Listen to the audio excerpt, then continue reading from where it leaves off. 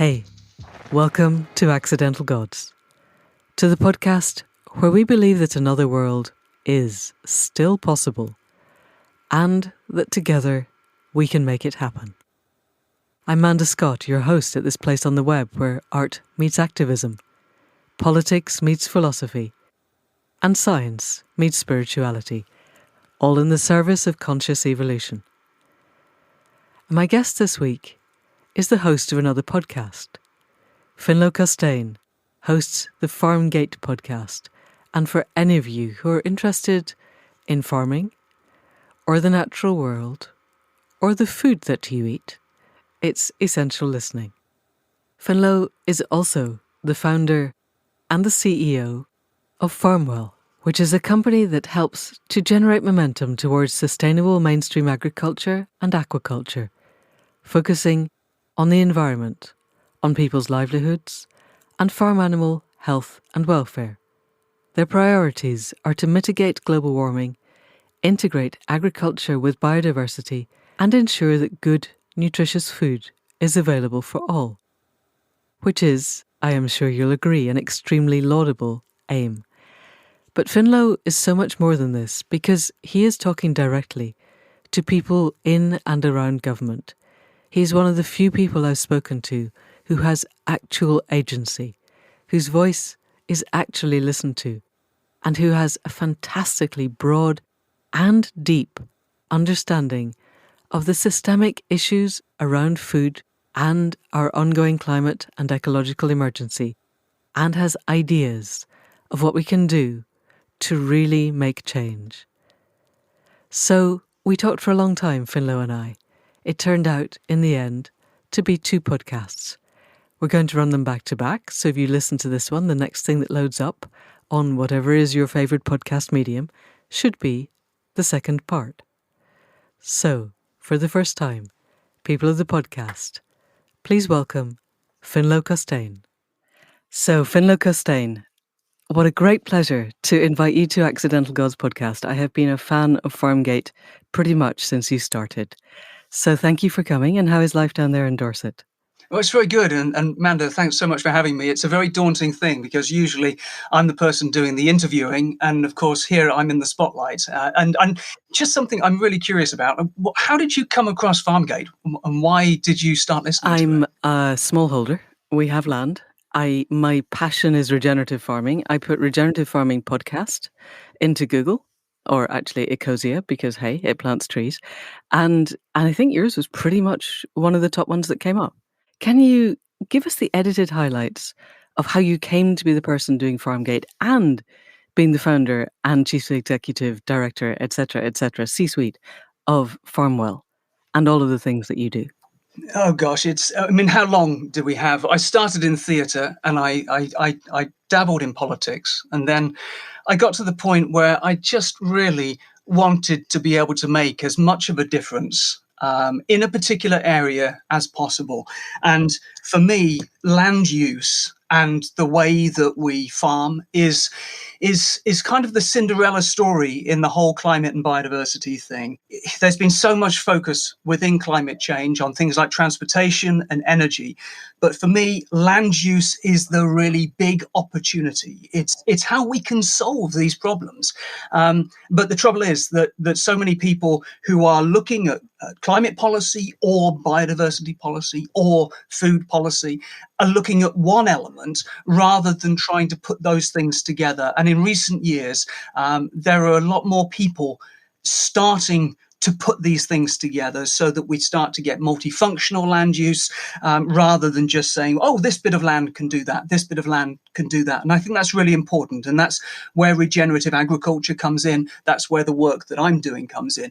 And actually, it's where the work that the UK has been involved in since the Brexit referendum has been positioned. I'd like to drill down into a little bit of that before we start looking at land use, Farmwell, and what you just said about post-Brexit, which is fascinating, frankly.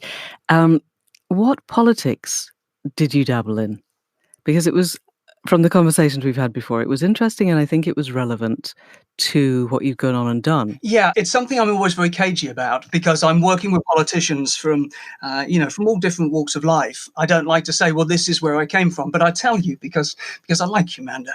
I came from a family that was really active politically, and at the time, being active politically in the 70s meant that you were on CND demos, that you were traipsing round American air bases, sitting in ditches, waiting for the police finally to let the coach through to pick you up. And I have many memories of sitting in wet ditches in what felt like November. And so that was quite a sort of radical upbringing, I suppose, in that way. And as I got older and my parents got older, that sort of interest in nuclear disarmament then evolved into other things like the environment.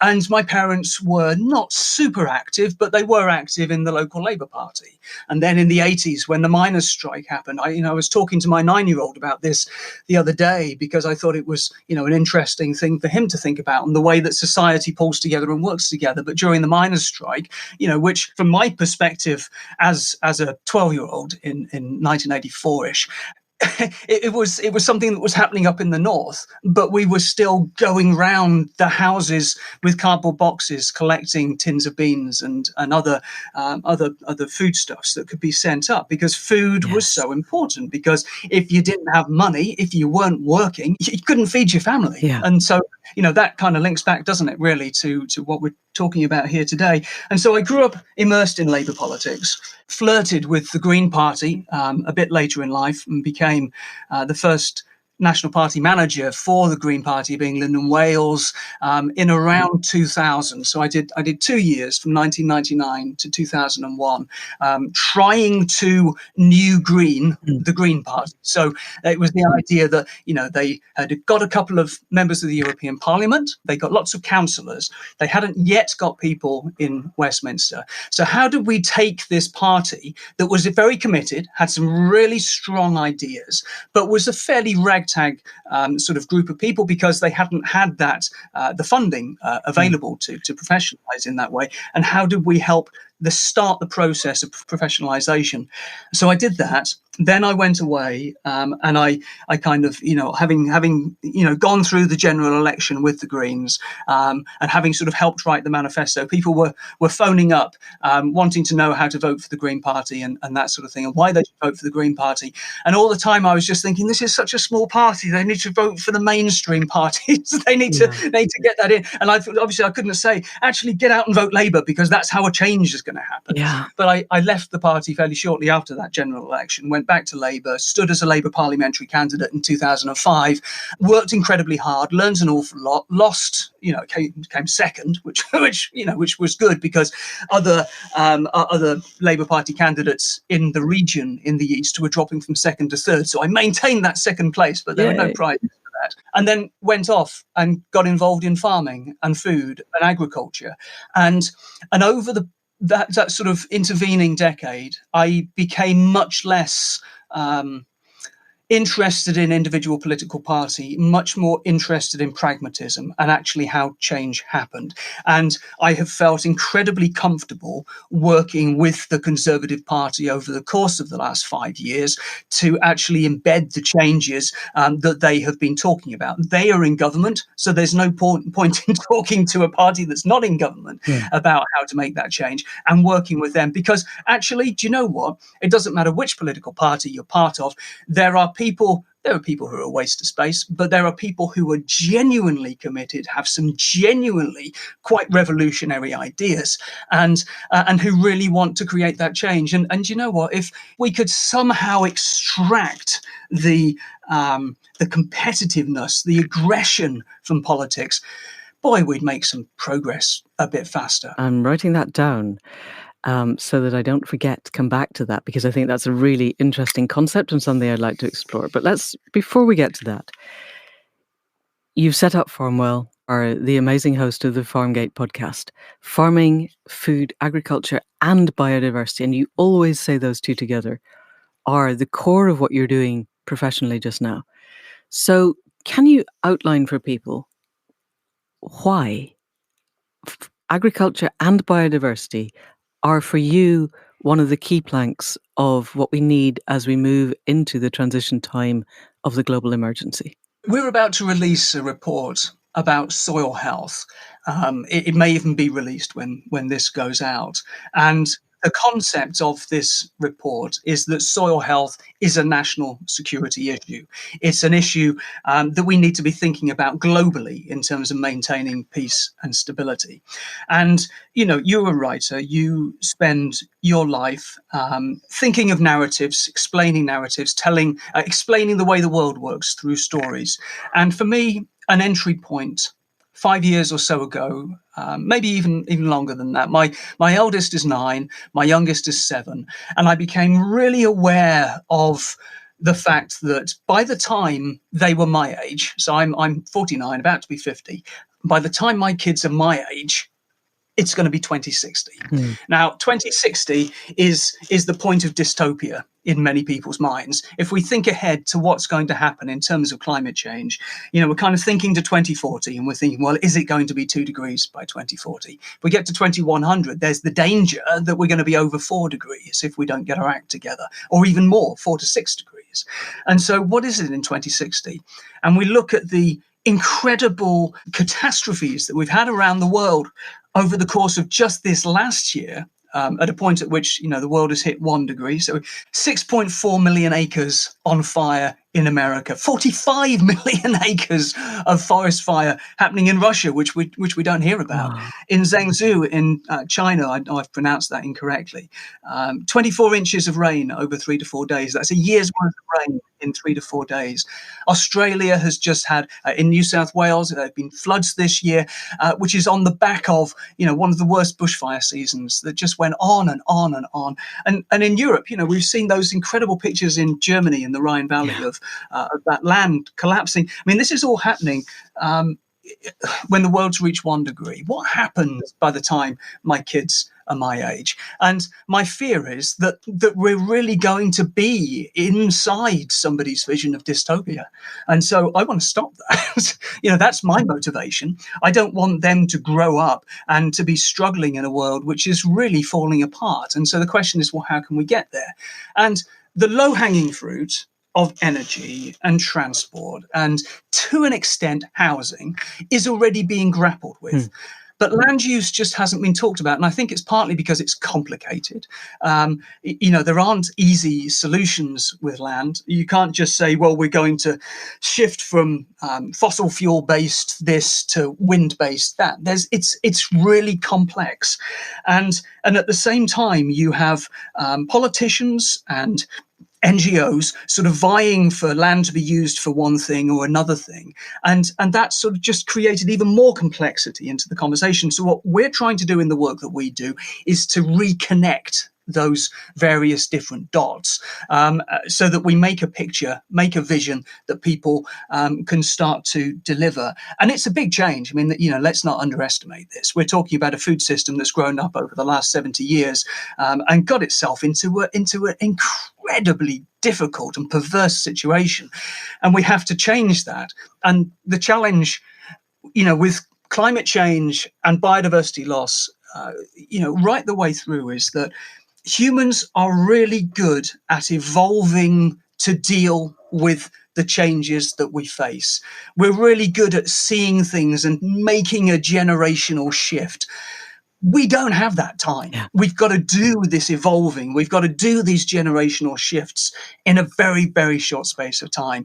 And that's why, we're having these conversations. That's why you've got people from Extinction Rebellion, on the streets of London, because people are finally waking up to the fact that there is some urgency about this. And just by the way, isn't that fantastic that we're now having a conversation about how urgent it was? Yes. Because don't forget, back in 2014-15 in the UK, the conversation was still about whether climate change existed or whether it didn't. Yes. And we've got past that. And yay, go us. Yes, go us. Although I don't have many Tory friends, but the one that I occasionally talk to, who is quite high up in the party but not an MP, and the rhetoric that I get on every conversation is there's no point in us in the UK doing anything because China, which I guess is what the Daily Mail is telling them to think.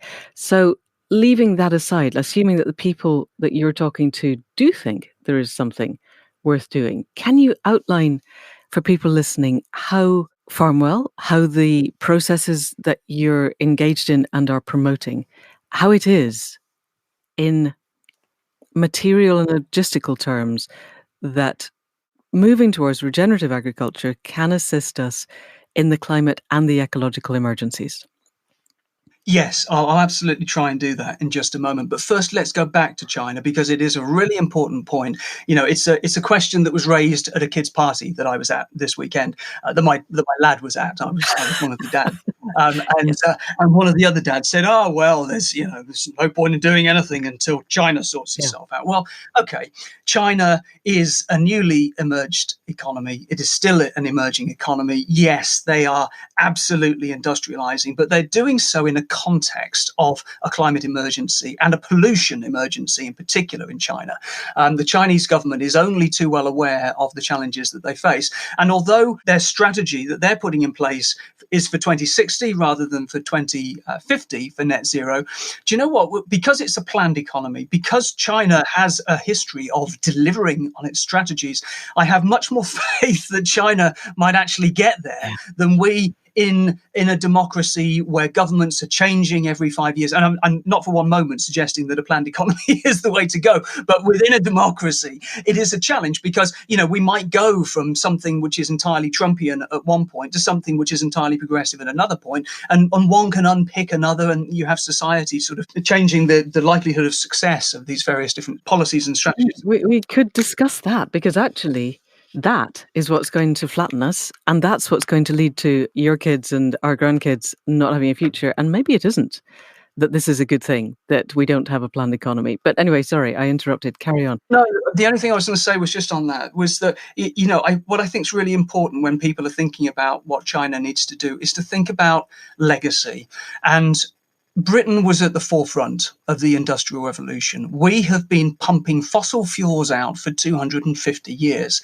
Our legacy is, if not the biggest in the world, almost the biggest. And there is some debate about whether the contribution from the USA is greater or less than the UK's. But the UK has this huge legacy. And so I think that we have a tremendous responsibility to step up to the plate and make sure that we are showing global leadership and that we are recognizing this historical impact that we have made and helping other countries to see that because we are making the change and we're leading that change, it becomes easier for them to follow. And to be fair on the UK, we did have the very first Climate Change Act. We are doing pretty well on integrating renewables into our economy. But part of the challenge is that we're no longer manufacturing. So actually an awful lot of our emissions have now been sort of offshored. We have started decoupling our economy from fossil fuel emissions, but that's because we've offshored things to China. Exactly. Yeah. When my kids have stuff for Christmas, it's stuff that's coming from China as much as from other places, and it's contributing to their emissions, and it doesn't show up in our inventory. So I have two questions because you're obviously quite connected into the hierarchies that I'm not. I have never found that argument of we have a responsibility has ever floated at all with any of my right-wing friends. They don't care. They say if we don't have our nuclear submarines connected so that we really piss off China right before the climate conference, or if we don't open the oil field in the Shetlands that we've just given clearance to, then our economy will tank and the Russians will, or the Chinese or somebody else will have an economic advantage, and what we did in the past is irrelevant. Do you find people who listen to the we have a responsibility for what we did in the past narrative of the people who are currently in power? Because my progressive friends all agree with that, but they're not, as you pointed out, the ones making any difference to what happens. It's a fair pushback. It's a fair question. And I suspect I would probably agree. I don't think I'd be going into a government minister's office and saying, look, you've got to do this because 3 generations ago, our grandfathers were shoveling coal into a factory furnace. No, I think people, generally speaking, people don't change what they do because of one bit of information. You've got to build a jigsaw, Yeah. and that's part of the argument. But I think, when you're talking to people who are not just on the right, but people who are actually currently in control and responsible for the way things are going, there's got to be a balance. And no government of whatever complexion is going to implement policies that it thinks is going to lead the economy into the doldrums. We've got to find solutions that work economically, that work socially.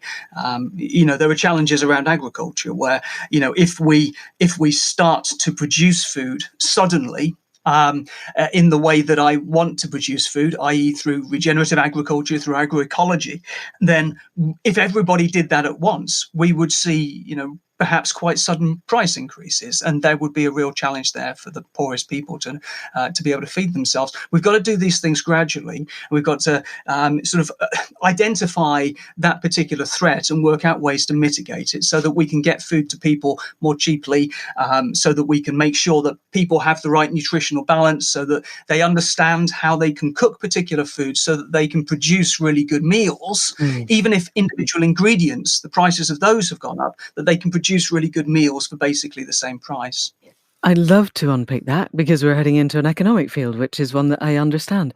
But I still would like, for people who haven't listened to past episodes of our podcast and don't really know what regenerative agriculture is, what is it? And also, you mentioned agroecology.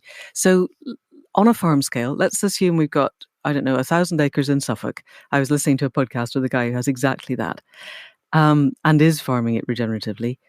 What does it do? How does it work? How is it different from what they're doing before they became regenerative within the industrial agriculture model?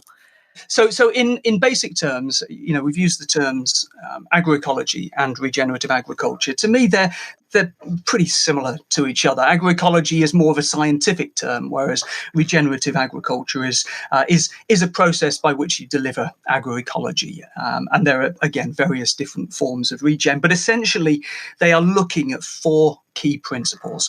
So traditional agriculture, as we've understood it over the course of the last 50, 60, 70 years, has been about simplifying food production, has been about making things stripping things down, making it as easy as possible, using synthetic fertilizers, perhaps synthetic chemicals of one kind or another, to add here, to add there, to top up deficiencies in nature. And the way that some people would describe it, and I have done myself at times, is farming despite nature, where agroecology is farming with nature, in balance with nature. And this is what we've got to do now. We've got to restore that balance, because soil health is plummeting. Can you talk a little bit about soil health? Just tell us, when you say soil health is plummeting, how do we measure it? What does it look like? What does it feel like? That's a huge question just in itself. But if you've got soil that has no life in it, then it's dead.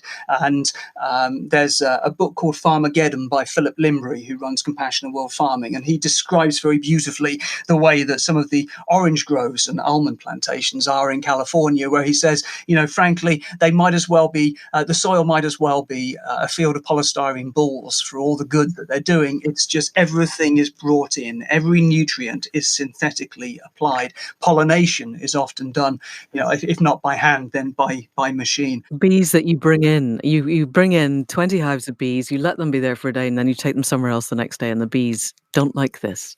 Yeah. No, absolutely, and so it's trying to get away from this artifice that we've created for ourselves, which has inherent in it all kinds of catch-22. So farmers, that farmer with his 1,000 acres that you were talking about. I shudder to think, if he wasn't agroecological, if he was just a traditional arable producer, how many tens of thousands of pounds a year he would be spending just in terms of those chemical inputs. When nature can do the job for us, nature is fantastic at producing the nutrients that it needs if it's given the chance to. So what we're talking about with soil health is moving away from, here's an aside. When I was a student, I went through a period of going from washing and conditioning my hair every day, which is maybe why so much of it is falling out now. And I went to the point where I didn't want to wash it at all. I wanted it to regulate itself. Now, if I left my hair for one day, then it was fine. If I left it for 2 days, it was greasy as anything. It was just awful because it had become dependent on those conditioners and shampoos. Now, if I did that 2 or 3 times, then by the second day, my hair was regulating itself quite happily. It wasn't a problem. And gradually I could sort of build up. And that transition from conventional agriculture to organic takes between 3 years and 7 years, depending on the land, depending on the products. And what that's about is trying to help the soil to relearn how to regulate itself, to allow those natural nutrients back in, to allow the various fungal membranes in there, the insects, the tiny microbes to get back in there and start doing that work for you. With organic agriculture, one of the criticisms of organic has always been that versus mainstream agriculture, you might see a dip in yield. And so people have always said, well, you therefore can't feed the world because we need so much more food to feed the world, and organic won't be able to do that. Well, I mean, a couple of things there. I'm going to keep getting diverted, keep pulling me back, Manda, and help. That's good. It's good. Keep going. And so, first of all, we can already feed a world of 9 billion people, even though we don't yet have a world. We just need to distribute the food better. We need to distribute it better and stop wasting so much. And people talk in terms of wasting a third of the food that we have. But actually, I saw a report, a few years ago that showed that if you include obesity right, as a type of food waste, more calories than individuals need, then actually half the food that's currently produced is wasted, which is just madness. And so we can feed the world with a dip in yield. The question is what we're producing and how it's distributed. I am having interesting conversations. I was spat at in a public meeting by a guy who's an organic farmer because I was talking about regenerative, and he said, you're just renaming organic. And my argument was, no, organic can be great big fields of monocultures with pretty much dead soil. You're just throwing different chemicals at it. My friend was, before he retired, an agricultural salesman for many companies, said he sold more products and inputs to the organic people. They just weren't from Monsanto. So their land, they probably didn't have quite such bad runoff into the rivers that killed everything, but it probably, copper sulfate on potatoes probably wasn't doing the rivers that much good. But regenerative, my understanding, is that it goes very much further into working with the land, at least on a practical level, if not on an energetic and spiritual level. And actually, quite a lot of the regenerative farmers that I listen to talk in quite spiritual terms about their connection to the land in ways that industrial farmers don't. Can you talk a little bit about that? And you've helped me an awful lot there, because this was exactly the point that I was sort of trying to get to, that organic I've always seen as, and it may well be that I get spat at by an organic farmer for saying this, is not mainstream agriculture, but it's a different kind of mainstream. It's still about rules. It's still about managing inputs as much as it is about outcomes. And so it's a kind of a lighter version of mainstream.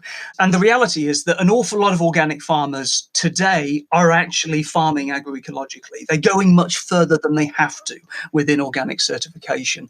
And they might be farming regeneratively or using adaptive multi-paddock grazing, which is one of the tools that's used within regen with livestock. What regenerative agriculture is doing, for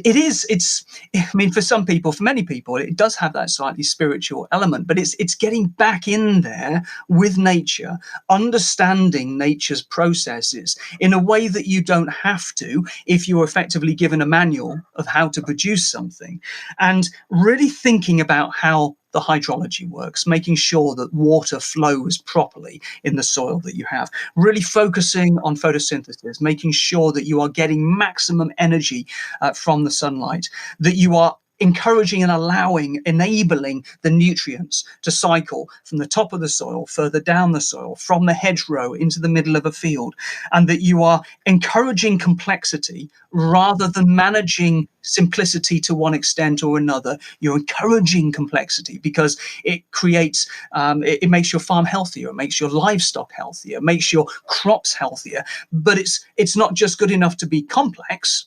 You've got to be complex and connected. So it's encouraging that connectivity as well. And so what regen agriculture is doing is helping farmers to understand those principles and then work individually on their farm in a bespoke way, to make sure that their farm is as productive as it possibly can be. And so, from that perspective, there are a lot of regenerative purists who would say, well, you can't just sum up what regenerative agriculture is. You can't just pin it down, which I think is often unhelpful, because it doesn't give people a vision and a way through to understand it on their land. But actually, it is about those principles. It's about stepping away and taking a risk. And a lot of what the FarmGate podcast is trying to do, specifically, I mean, we tried this within Farmwell as well, but particularly the FarmGate podcast is about de-risking regenerative agriculture, by having farmers come on and talk to me about some of the challenges they've had, some of the risks that they've taken that haven't worked, but also to talk about the things that have worked, so that farmers who are thinking of becoming regenerative can feel much more confident that they're doing the right thing. And farmers are fantastic rubberneckers. When I used to live in Scotland, the farmer I lived next to dug a hole in the field. I didn't know why he dug a hole in the field. I'm not sure anybody else knew why he dug a hole in the field, but lots of other farmers then dug holes in the field. Because, and I think he was trying to solve drainage because he had a drainage problem, and so he was digging a hole in the field.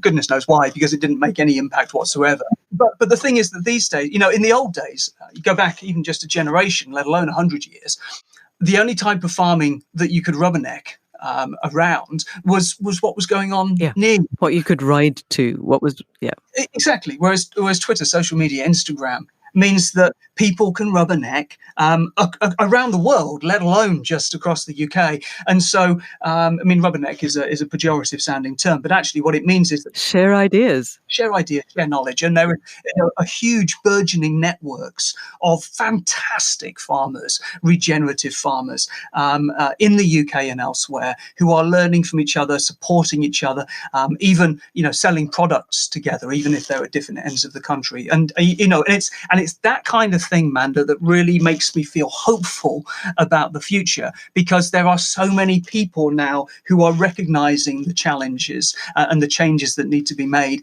and who are sharing information. And I can see the revolution beginning, if you like. The snowball is starting to roll. Yes, brilliant. The thing that struck me most about a recent edition of FarmGate, talking to Claire, where they'd won their award, was that she's as focused on the water retention of the soil, on water cycles, and watching the devastation in Germany, particularly when that mountain just basically washed away. And even here in this, our lovely Shropshire countryside, last winter when we had big rain, there was pretty much an entire field that ended up on the road. Beautiful, rich red soil, gone. And I talked to local farmers. I said, we need to be planting more trees. And they went, oh no, can't have trees. That reduces the grass. And you think, no, actually, guys, listen, please, we have to shift our focus on this. But listening to the regenerative farmers and the extent to which building soil health builds the water retention, changes its ability to act as a sponge, so that we're not just solving climate change because the soil holds more carbon. We're increasing biodiversity, which if we increase soil biodiversity, we're increasing plant biodiversity and therefore insect biodiversity, and therefore going all the way up to the many, many species that we are currently managing to extinguish. We're also solving a lot of the problems of flooding that are heading our way. So it seems like it's such an obvious multi-win. My question then is, you're working clearly at the higher echelons of the people in power who make the rules and regulations that define whether it is actually going to be competitive economically for farmers. Do they get, first, that this is necessary, and second, that this is happening? I think that they get that there are problems that they need to address, and I think that they get generally some of the solutions that we're talking about. The challenge is then how you reward, how you direct, how you use state levers to create change. And if you want to sort of sum up the approach of different political parties in a trite phrase, then when Labour gets in and has a great idea, they tend to tie things up with bureaucracy. And when the Tories get in and they have a great idea, they don't fund it properly, so it doesn't happen. And it's trying to sort of find a way through that. And actually, this government has done a very good job of having some really good ideas, but then wrapping them in bureaucracy and then not funding them properly, which is kind of a double whammy. And I think, part of that challenge in terms of the UK is that DEFRA is a big department. I mean, there are 4,000 odd staff, and so inevitably issues get siloed. You've got, a group of civil servants working on soil, a group of civil servants working on farm animal welfare, a group of civil servants working on something else. And even, when it comes to climate change, that's managed by 3 different departments, or more. I mean, in terms of agriculture and land use, it's 3 different departments. So you have the Department for Business, Energy and Industrial Strategy, which is responsible for climate change policy. And so they want to drive down emissions. They therefore ask the Committee on Climate Change to come up with ways to reduce emissions, not warming, but emissions. And so the Committee on Climate Change does that, and it makes recommendations to DEFRA that DEFRA then have to implement. And so it's all very, very bitty. And so I think that they do get it, but at the same time, they have got to find ways of funding this that fit within a spreadsheet, that fit within a strategic document, that the Treasury is going to approve. And so very often, Treasury is more interested in things like inputs, pay farmers for putting a hedge in, rather than understanding the outcome that's trying to be delivered by putting that hedge in and rewarding that, which might mean that a hedge goes into entirely the wrong place. I mean, that's just a hypothetical. It's not joined up thinking. So what we need to do is buy them all a copy of Mariana Mazzucato's Mission Economy and lock them in a small room till they've read it, because she has got the ideas of how to create joined up thinking in government. But we also, basically we just need to sack the Treasury, don't we? Because we don't have time. So speaking as a regenerative economist, there was a fascinating study done by Positive Money, I think. It was a while back, so a different cadre of MPs, but 1 in 10 MPs understood where money came from. Okay, yeah. And I would be surprised if it was that many in the current government. And you said earlier that one of the problems with regenerative agriculture is if we all start growing the food in the way that needs to be grown, we'll have sudden price increases. We only have sudden price increases if the government decides that that's how they're going to let things happen, because they can quite easily change their series of funding to farmers so that food is free. We could easily make food free if that's what we wanted to do, because money is an agreement and how we use it is our choice. But we have these people who still see government funding as if it were a household budget and don't understand that there's this whole, labour taxes and spends, and they don't understand that what government does is it spends the money that it makes, because it's allowed to make money. If I, as a household, made money, you would lock me up. The government spends and then it taxes.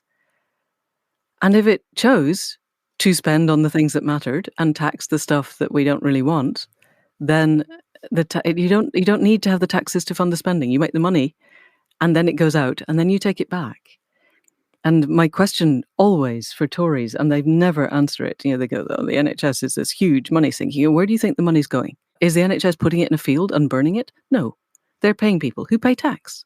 The only way it slides out of the economy is when it goes to the people who don't pay the tax, and that's because you're not taxing them right. If you taxed everybody and you wanted it back, you could get it back. And because you're not addressing the conditions that create ill health that can be avoided. Yes. So obviously, we're starting to do that, or we have been doing that with smoking, but obesity is a huge time bomb. And there was a report, I think it was a McKinsey report a few years back, that talked about the UK economy and reckoned that obesity was costing the NHS, or costing the economy, £47 billion a year. And I'm not quite sure how they came to that figure, but it was the impact on the NHS. NHS, the impact on days of work lost, the impact on a whole range of different factors. And so as you say, we can make decisions around that. I want to go back, if I may, and I'm not quite sure how to segue neatly to what soil should be doing, Yes. and to that work that's going on the FAI farm in Oxford, and flooding and soil health, because I think it's really, really important. And you did ask me earlier on to sort of explain why soil was important, and I never quite did, and you touched on it, but I'm just going to give you a list here of some of the things that soil does, and why it's so important. So in terms of climate change, soil can release carbon, for example, when we plow, or it can absorb and sequester carbon. There's a fantastic bit in the film, which has its flaws, but at the same time, there is still some really exciting stuff that happens in the film Kiss the Ground. And there's this sort of wonderful moment when the soil scientist who goes out to talk to farmers is showing what happens in springtime when all the farmers are ploughing, and shows the huge carbon plumes that are sort of rising across the USA and traveling around the world. But then shows what happens in summer when the plants are growing, and it just absorbs all that carbon. I mean, it's just the most, I think it's only a 30 or 40-second sequence that he's sort of showing there, but it's fantastic. A picture can tell the story of 1,000 words, but it really does in that instance. But at the same time as sequestering carbon, if you're farming regeneratively, you're rebuilding that organic matter.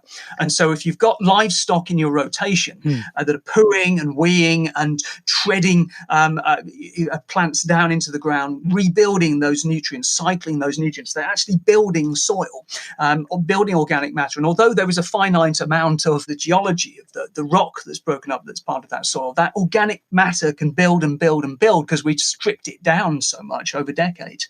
And so that's helping to restore biodiversity as well. For me, soil is the bedrock of biodiversity. If you get your soil healthy under the ground, then everything above ground starts to flourish as well, from the smallest species to the largest species, if they're given that opportunity. But also, as well as that biodiversity restoration and that carbon absorption, that sequestration, we're seeing climate adaptation as well. And you touched on this. If you have soil that's functioning properly, then it is absorbing water rather than having water just run off the land to flood. But it's also holding that water so that when there is a drought, that farm continues to produce grass or produce other crops and continues to be productive. So if you've got the hydrology working, not only are you holding back water so you stop estates on floodplains further down the river flooding and going through the harrowing experience of that, you're also making sure that land continues producing food even in long hot spells. I mean, and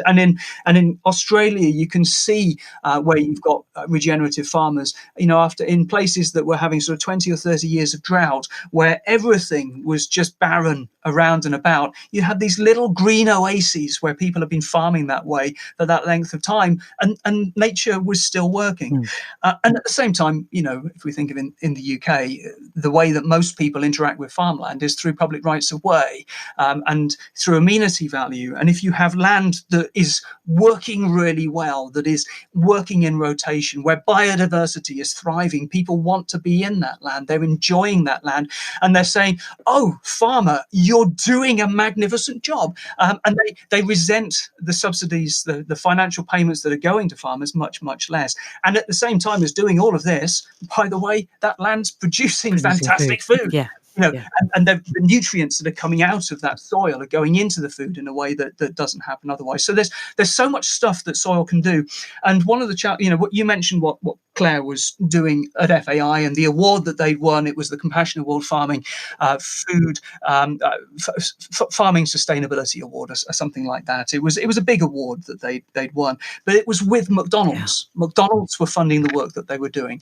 Now, a lot of people, if they hear the name McDonald's in association with sustainable agriculture, will find that really counterintuitive. But actually, McDonald's UK has been pushing McDonald's Europe and McDonald's Global to move in more sustainable directions for a long time. And so now you have a situation where the majority of the cows that they're using in a standard beef burger are from the dairy industry. They're cull cows. They're cows that are at the end of their productive dairy life that are then being reused as a waste product product into McDonald's burgers.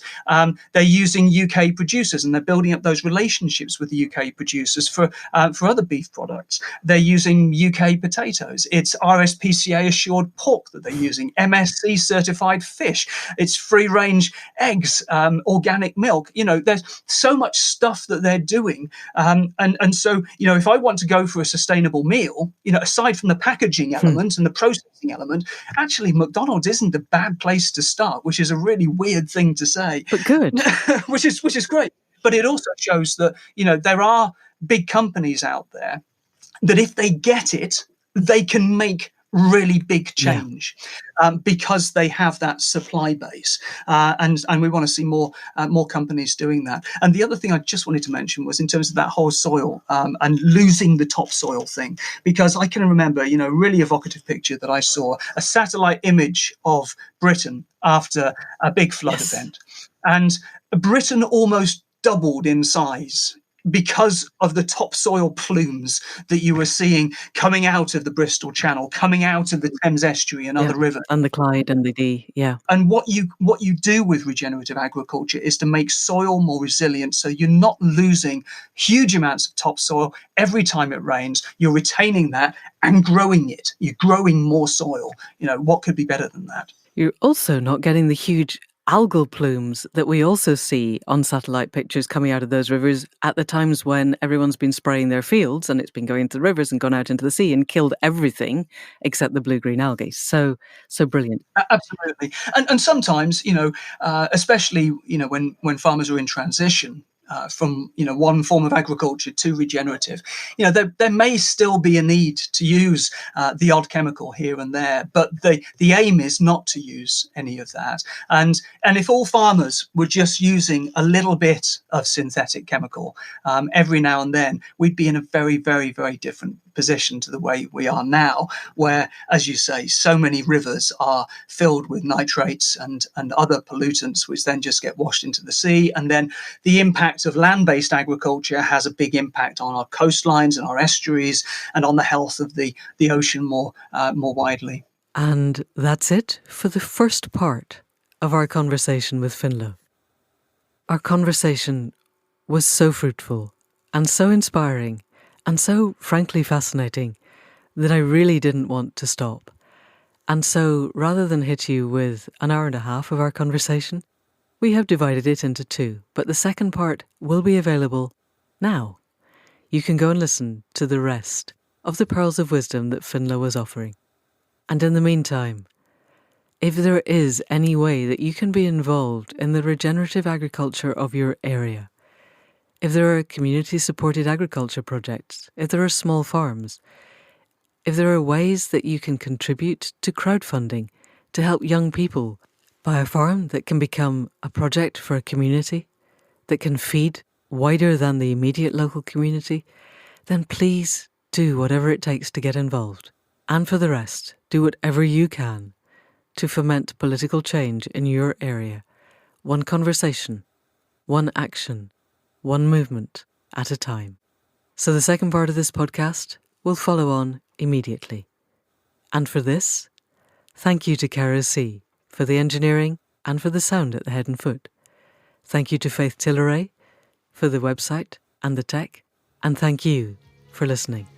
If you know of anybody else who wants to be part of the generative dance of the world, then please do send them this link. And that's it for now. See you shortly. Thank you and goodbye.